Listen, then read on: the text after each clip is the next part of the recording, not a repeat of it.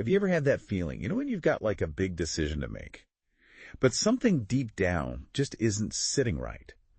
It's like your logical mind is saying one thing, but then you've got this gut feeling pulling you in a totally different direction. It's interesting, isn't it? It's like we're constantly told that good decision-making is this purely rational process. Right. But in reality, it's so much more than that. I think it's really rooted in our emotions and those gut feelings. Absolutely. And that's exactly what we're going to be diving into today, exploring this fascinating connection between intuition and confidence. I love that. And to help us sort of unpack all of this, we're going to be taking a look at this really interesting conversation between Bradley and Karina. Okay. Where they really get into the heart of the matter. Literally. Literally, yeah. They talk about Bradley's Now What project, and Karina's advice kind of leads them into this whole exploration of trusting your heart and following your intuition. Yeah, and I think what's really interesting is how Karina kind of challenges that conventional wisdom that decisions are made primarily in the mind. Yeah. She suggests that it actually begins much deeper. Uh-huh. In the heart, or even in the gut. Okay, so how do we reconcile that with the fact that we always talk about making up our minds? Well, even Bradley, he points out how instinctively we raise our hands to our heads when we talk about making decisions. Oh, it's true. Almost like we're programmed to associate decisions with the mind. We say things like, I'm trying to decide, and we point to our heads. It's like we're conditioned to think that it's a purely cerebral activity. But Karina is suggesting that something much more nuanced is actually happening. Yeah, she says that the heart often makes the decision first, and then tries to convince the mind. Right. By using logic and reason. It's fascinating, isn't it? Totally. It's like our heart is sending up a signal flare, yeah, saying this is the way to go, and our mind is left scrambling, trying to catch up and make sense of it all. Totally, trying to back it up with logic. But if the heart is already leading the way, why do we often feel so much doubt and confusion when making these decisions? Well, because, as Karina explains, our minds, they try to filter this intuitive knowing through a lens of pre-existing beliefs and past experiences. Yeah. You know, we have all of these mental frameworks and biases that can color our perceptions and make us second-guess those gut feelings. So it's almost as if our intuition is speaking a different language. Yeah. That our minds don't always understand. Totally. But does that mean that we should throw logic out the window and just blindly follow our emotions? I don't think so. No. Not necessarily. I think it's more about recognizing that intuition holds valuable information. Okay. Even if it doesn't neatly fit into our rational understanding. And Bradley actually shares a perfect example of this. When he was 21, he moved to Germany for a job that from an outside perspective seemed pretty illogical. Okay. Tell me more about this. What was it about the move that seemed so counterintuitive? Well, he ended up living in this tiny room, working incredibly long hours, and feeling constantly exhausted from speaking German all day. Wow. Not exactly the glamorous European adventure one might imagine. Right, but here's where it gets interesting, right? Yeah. He was still happy. Yeah. Like genuinely happy, even though the circumstances were far from ideal. Exactly. And this really underscores Karina's point.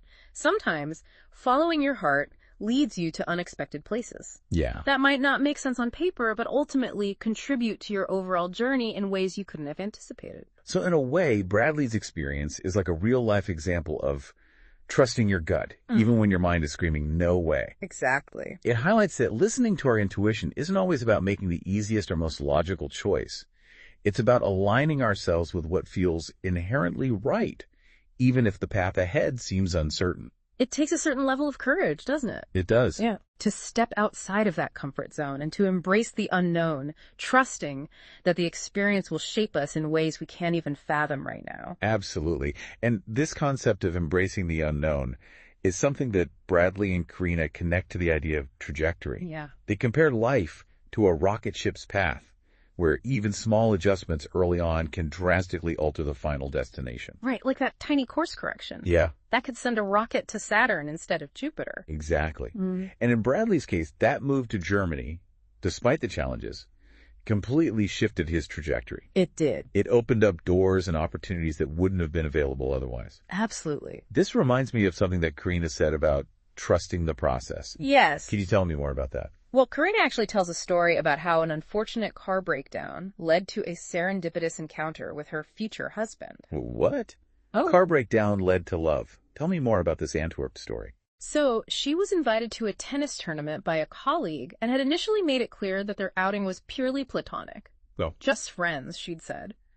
But as fate would have it, on their way back from the tournament, her colleague's brand new car suddenly breaks down. Oh, no. What happened next? Well, they're forced to stay overnight in this fancy 5-star hotel. Talk about an unexpected turn of events. Yeah. And to make things even more surreal, the next morning they discovered that the car trouble was just a faulty warning light. Oh, wow. There was actually nothing wrong with the car at all. That's almost too good to be true. Sounds like something straight out of a movie. Even Karina admits it seems like a scene from Hollywood. I know. But this twist of fate, it led to a much deeper connection. And a few weeks later, her colleague confessed his feelings for her, and they've been happily married for 35 years. That's incredible. But what does this story tell us about trusting the process?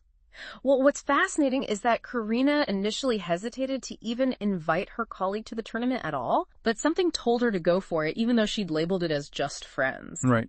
And that seemingly insignificant decision, coupled with this unexpected car breakdown, completely changed the course of her life. So it's not just about trusting our initial instincts, but also trusting the unexpected turns that life throws our way. Exactly. Karina's story is a powerful example of how surrendering to the process, even when things don't go according to plan, can lead to beautiful and unforeseen outcomes. Okay, so we've talked about following your heart, trusting your intuition, and the unexpected ways our choices can shape our trajectory. Yeah.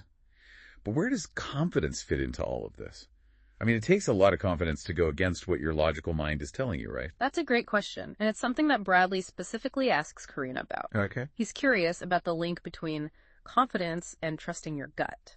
So what's the connection? How do we develop that deep-seated confidence that allows us to trust those inner nudges even when they seem irrational? Well, Karina explains that confidence is actually built upon past experiences where trusting your heart led to positive outcomes. Okay. Every time we listen to our intuition and things work out, even in small ways, it reinforces our belief that we can trust ourselves. So it's like a positive feedback loop. Exactly. The more we exercise our intuition and see those positive results, the stronger our confidence becomes. Precisely. And that confidence, in turn, empowers us to take more risks, to step outside those comfortable boundaries, and to follow that inner compass, even when the path ahead is a little unclear. It's like this beautiful cycle. It is. Trusting your intuition leads to positive outcomes, which fuels confidence, which then allows you to trust your intuition even more deeply. But what about those of us who might be feeling a little less confident? What if we haven't had those big defining moments that solidify our trust in our intuition? How do we even begin to build that trust? That's a great question, and it's something we'll delve into deeper in the next part of our deep dive. We'll explore some practical techniques Karina suggests for cultivating trust and confidence in your intuition, even if you're starting from scratch. Sounds good. Can't wait to hear more about that. We'll be back soon with part 2 of our deep dive into intuition and confidence. Stay tuned. You won't want to miss it. Welcome back to our deep dive into intuition and confidence. We've been exploring some really interesting ideas about how decisions are often made from the heart, not just the head, and how trusting that inner voice can lead us in unexpected, yet ultimately fulfilling directions. It's been quite a journey so far, hasn't it? It has. We've talked about the power of those gut feelings, the importance of embracing the unknown, and how even seemingly insignificant choices can have a ripple effect on our lives. Yeah, it's like realizing we have this internal compass. Right. It's always pointing us towards our true north, even when we're not consciously aware of it. Exactly. And that brings us back to a question we left off with. What about those of us who are still struggling to connect with that inner compass? What if we haven't had those big aha moments that make us think, wow, my intuition was right? I think a lot of us can relate to that feeling of uncertainty. Like, okay, I get the concept of intuition, but how do I know if I can actually trust mine? Right. What if I'm just mistaking wishful thinking for genuine guidance? Yeah, that's a really valid concern, and Karina addresses this directly in her conversation with Bradley. She acknowledges that building trust in your intuition is a process, especially if you haven't had those clear-cut experiences that validate its power. So where do we even begin? How do we cultivate that trust, even if we're starting from scratch? Well, Karina suggests focusing on small, everyday decisions as a starting point. Okay. She says it doesn't have to be this massive, overwhelming leap of faith. It's about tuning into those subtle nudges we get and making conscious choices to act on them. Can you give us an example of what that might look like? Absolutely. Imagine you're browsing through Netflix, overwhelmed by choices. Instead of just scrolling endlessly, try noticing if you feel drawn to a particular genre or title. Maybe you're usually a sci-fi fan, but suddenly you have this urge to watch a romantic comedy. Okay, so I notice that urge. What do I do next? That's where the trust comes in. Instead of dismissing that feeling, choose to honor it. Put on the rom-com, even if it feels a little out of character for you. You might discover you needed a good laugh, or maybe there's a message in the film that speaks to your current situation. So it's about paying attention to those subtle whispers of intuition, and then having the courage to act on them, even if they don't make logical sense at first. Exactly. And the more we practice this, the more attuned we become to our inner voice. Karina uses a great analogy of a 3D printer slowly building a structure, layer by layer. Each time we listen to our intuition, no matter how small the decision, we're adding another layer to the foundation of our trust and confidence. That's a really helpful visual. It's like we're slowly building a bridge to our desired outcome, brick by brick, trusting that each step will bring us closer to where we want to be. And this approach is especially helpful when dealing with that nagging voice of doubt that so often creeps in. By breaking down those larger goals into smaller, more manageable actions, we're less likely to feel overwhelmed and more likely to stay motivated. That's about creating momentum, right? Each small win fuels our confidence and propels us forward. But what about those times when our minds are just racing with anxiety about the future? How do we stay present and focused on those smaller steps when we're feeling overwhelmed by those what-if thoughts? That's a common struggle, and it's something Karina addresses directly. She emphasizes the importance of staying present throughout this process. She reminds Bradley and us listeners that worrying about the future only creates unnecessary anxiety and often prevents us from taking action. So it's like that what-if thinking becomes this self-fulfilling prophecy, keeping us stuck in a cycle of fear and indecision. Exactly. And that's why Karina offers a simple yet profound tool for combating this anxiety. Asking ourselves, right now, in this moment, am I okay? That's such a grounding question. It is. It brings us back to the present moment and helps us recognize that in this very instant, we have everything we need. Right. We are okay. We are. And from that place of groundedness and presence, we can make choices that are more aligned with our hearts, trusting that the future will unfold as it should. It's about shifting our focus from the what ifs to the what is, trusting that we have the strength and resilience to navigate whatever challenges or opportunities might arise. And as we've discussed, that trust is cultivated through experience. Through those moments where we take a chance on our intuition and witness those positive outcomes. It's a cyclical process, this beautiful dance between trust and confidence. It is. But what happens when we feel torn between what our head is telling us and what our heart is whispering? Right, like what if our logical mind is screaming no, while our intuition is nudging us forward? How do we discern between those fear-based warnings and the genuine guidance of our intuition? That's a question many of us grapple with, and it's one of the trickiest aspects of navigating this inner landscape. Yeah, it's like this internal tug of war. Yeah. And it can be really difficult to know which voice to follow. Absolutely. And there's no one-size-fits-all answer, but Karina and Bradley do offer some valuable insights into this dilemma. What kind of insights? How can we start to tell the difference? Well, they both acknowledge that our minds, often shaped by past experiences or societal conditioning, might try to steer us away from paths that feel risky or unconventional. It's like our minds are trying to protect us from potential disappointment or failure, but in doing so, they might also be limiting our growth and potential. So how do we discern between those fear-based warnings from our minds and the genuine guidance of our intuition? Karina suggests paying attention to the energy behind each voice. Fear often feels constricted, heavy, and anxious. It's that feeling of, I shouldn't do this, something bad might happen. On the other hand, intuition tends to feel more expansive, light, and even a bit exciting, even if it's tinged with uncertainty. It's more like, this feels right, even though I don't know exactly why. So it's about tuning into that subtle difference in feeling, right? Noticing how each option resonates within our bodies, not just in our thoughts. Exactly. And this requires a willingness to slow down, to create space for stillness and reflection, to really listen deeply to those whispers of wisdom that might otherwise be drowned out by the noise of our thoughts and anxieties. It's about creating a sacred space within ourselves where our intuition can be heard. That makes so much sense. It's like turning down the volume on all those external distractions and tuning into our own internal frequency. But even when we can hear that inner voice clearly, it still takes a certain level of courage to act on it. especially when it's leading us in a direction that feels unfamiliar or uncomfortable. Absolutely. It takes courage to trust those subtle nudges, especially when they go against what our logical minds deem safe or sensible. It's about daring to step outside those comfort zones, to embrace the unknown, and to trust that we have the inner resources to navigate whatever challenges might arise along the way. And as we've seen in both Bradley and Karina's stories, those acts of courage often lead to the most incredible and fulfilling experiences. Their journeys remind us that sometimes the most unexpected detours lead to the most beautiful destinations. Precisely. And that brings us back to that concept of trajectory. Each decision we make, no matter how seemingly insignificant, has the potential to alter our course in profound ways. It's like we're constantly weaving a tapestry of our lives, thread by thread, choice by choice, and the beauty lies in embracing the mystery of the unfolding pattern. I love that analogy. It really captures the essence of this whole exploration of intuition and confidence. It's about trusting the process, embracing the unknown, and having the courage to follow those inner whispers even when we don't know where they might lead. Beautifully said.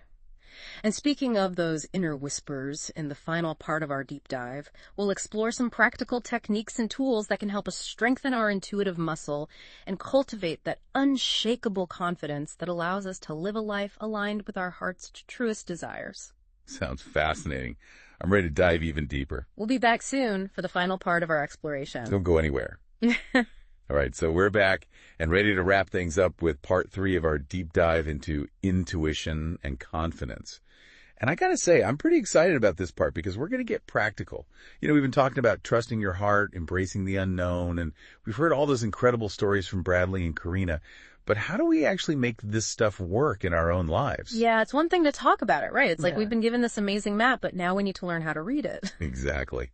So what are some of those tried and true techniques for actually honing those intuitive abilities? Well, one of the most effective, and it's one that both Bradley and Karina emphasize, is the practice of mindfulness. Okay. And it's all about cultivating this present moment awareness, quieting those racing thoughts, and creating space for our inner wisdom to emerge. Mindfulness. I feel like we've all heard the word, but what does it actually look like in practice?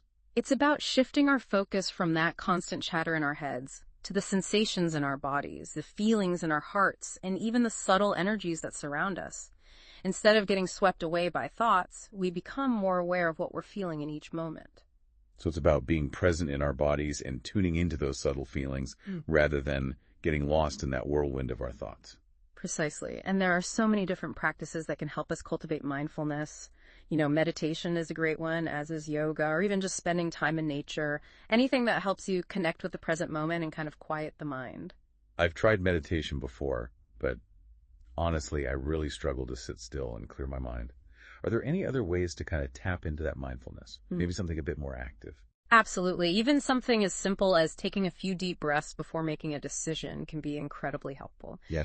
Just pausing, breathing deeply, and noticing how your body feels. Yeah. It can create a sense of calm and clarity, allowing your intuition to speak more clearly. Okay. Deep breaths. Got it. What else? Karina mentioned something about journaling. How can that help with intuition? Journaling is a great tool, though it does require, some commitment to really reap the benefits. Think of it as creating a dialogue with your inner self.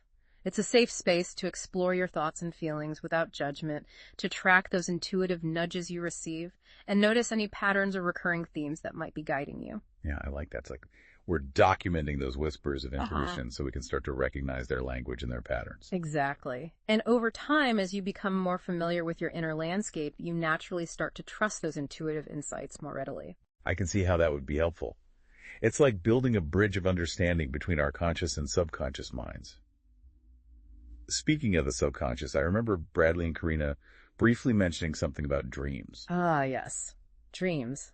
They can offer a wealth of symbolic language and intuitive guidance. It can. But deciphering those messages can be a bit like learning a new language. Yeah, I've always been fascinated by dreams, but they often feel so elusive and hard to grasp. Any tips for working with dreams to enhance intuition? Well, the key is to pay attention. Keep a dream journal by your bed, and as soon as you wake up, jot down as many details as you can remember. Don't worry about making sense of it right away. Just capture those images, feelings, and any words or phrases that stand out. And then what? How do we start to make sense of those dream symbols and messages? Well, start by noticing any recurring themes or symbols. Maybe you keep dreaming of water or flying or being chased. Explore what those symbols might represent to you in your waking life. There are also plenty of dream dictionaries and online resources that can help you interpret those common dream symbols. That makes sense. It's like those dreams are little puzzles waiting to be solved. Right. And each piece we unlock reveals a bit more about ourselves and our path. So we've got mindfulness, journaling, and dream work. Any other techniques we should add to our intuitive toolbox? One that often gets overlooked, but that can be surprisingly effective, is simply asking for guidance. Guidance from whom? Like, are we talking about praying? Well, not necessarily. It's more about acknowledging that there's a wisdom that extends far beyond our limited human understanding. Whether we call it our higher self, our intuition, the universe, or something else entirely, there's a source of guidance that's always available to us. So it's about tapping into something bigger than ourselves. Yeah. A source of wisdom that can offer guidance and support. How do we actually do that? It starts with intention. Set aside some quiet time, connect with your breath, and simply ask for guidance on a specific question or situation. Be open to receiving those insights in whatever form they may come. So it sounds like this is about cultivating a sense of receptivity, of being open to those whispers of wisdom, however they show up. Exactly, and this receptivity can extend beyond those quiet moments of contemplation.